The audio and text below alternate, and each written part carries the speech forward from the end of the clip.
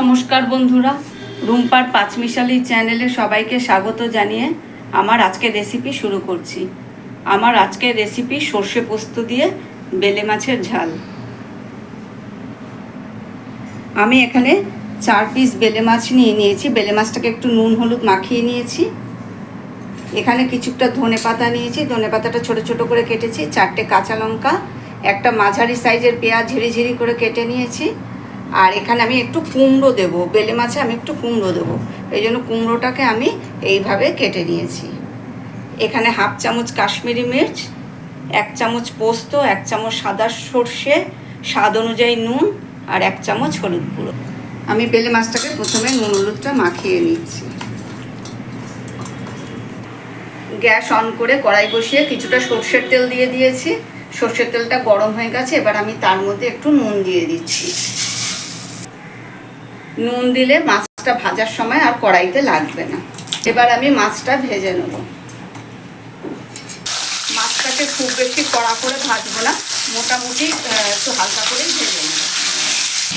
বেলে মাছ খুব নরম হয়, তাই সাবধানে একটু রান্না করতে হবে, নাহলে একটু বেলে মাছটা ভেঙে যাবে।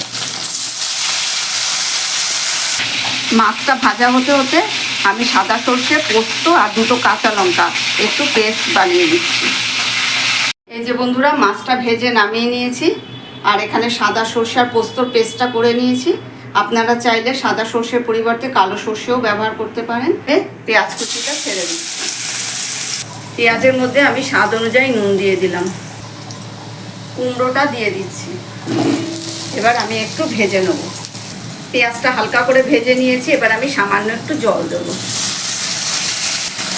হলুদ গুঁড়ো, কাশ্মীরি মির্চ দিয়ে এবার আমি মশলাটা একটু কষাবো। একটু কষে নিয়েছি, এবার আমি সর্ষে পোস্তর পেস্টটা ঢেলে দিচ্ছি। এবার আমি 3-4 মিনিট একটু ভালো করে কষিয়ে নেব। 2টো কাঁচা লঙ্কা দিয়ে দিচ্ছি। আপনারা তো বেলে মাছ অবশ্যই খেয়েছেন, কিন্তু এইভাবে একবার রান্না করে খাবেন, দেখবেন খুব ভালো লাগবে। মশলাটা কষা হয়ে গেছে, তেল ছাড়তে শুরু করে দিয়েছে। এবার আমি জল দিয়ে দেবো। ভিডিওটা ভালো লেগে থাকলে লাইক কমেন্ট করতে ভুলবেন না। আর চ্যানেলের নতুন বন্ধুদের কাছে অনুরোধ রইল চ্যানেলটাকে সাবস্ক্রাইব করে দেওয়ার জন্য। এবার ঝোলটা ফুটে উঠলে আমি মাছটা ছেড়ে দেবো। বেলে মাছ তো আপনারা অনেক রকমভাবে করে খেয়েছেন, একবার রিকোয়েস্ট করব একবার এইভাবে বানিয়ে খাবেন, আশা করি সবার খুব ভালো লাগবে। ঝোলটা ফুটে গেছে, এবার আমি মাছগুলোকে ছেড়ে দিচ্ছি।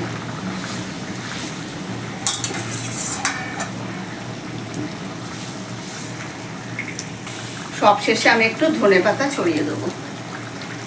সর্ষে পোস্ত দিয়ে বেলে মাছের ঝাল রেডি হয়ে গেছে। এবার আমি গ্যাস অফ করে দিচ্ছি, পাত্রে নামিয়ে নিচ্ছি।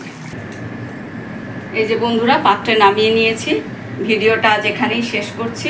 সবাই ভালো থাকবেন, সুস্থ থাকবেন। ধন্যবাদ।